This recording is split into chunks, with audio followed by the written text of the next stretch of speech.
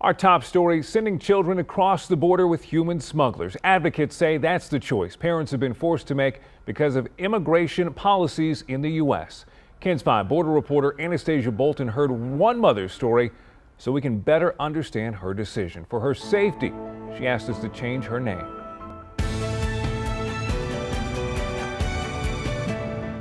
No te imaginarás cómo me sentí cuando lo vi irse. Ellos voltearon a ver por el espejo trasero y solo me hacían así. It's not a choice that's taken lightly. Una decisión de valentía. It's one no parent ever wants to make. Y se fueron y me vine a mi carpa a llorar. Sending her 3 kids, a 14, 11, and a 10-year-old across the Rio Grande with a smuggler was not the first thing Marlene did after leaving Honduras. Marlene first crossed the U.S.-Mexico border as a family, the husband, the kids, and tried to find Border Patrol, she said, to ask for asylum. De las hieleras estuvimos hasta como lo más creo 3 horas. Luego nos llamaron por nombres, hicimos fila y nos subieron a un autobús y nos vinieron a dejar aquí al puente, aquí en Reynosa.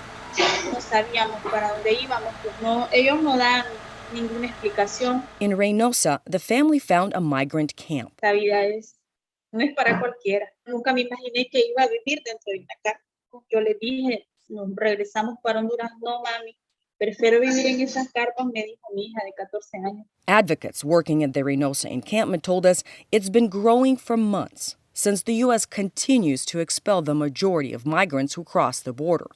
The government uses Title 42, a CDC rule President Donald Trump implemented when the pandemic first began. It allows the Border Patrol to remove people for public health reasons. The current administration has kept it. What we see is families getting separated at the border every day. Casey Refkin helps run nonprofit Each Step Home. They advocate for detained migrant children. Because the border is close to adults and family units, they will send the family back to Mexico. And in so many cases, these families will then get kidnapped when they're back in Mexico. The U.S. doesn't expel unaccompanied children. Refkin says that's when parents have to make a choice. So they make this heartbreaking decision to separate from their children and send their children over the border alone. And it's really sad. And then those children arrive in our country as unaccompanied minors, and they're detained as unaccompanied minors until they can be released to family members. Marlene's sister lives in Houston. Vamos a cuidar de ellos, hay que hacerlo. Todos somos familia. After crossing the border and being in federal custody for several weeks, Marlene's kids were released to her sister.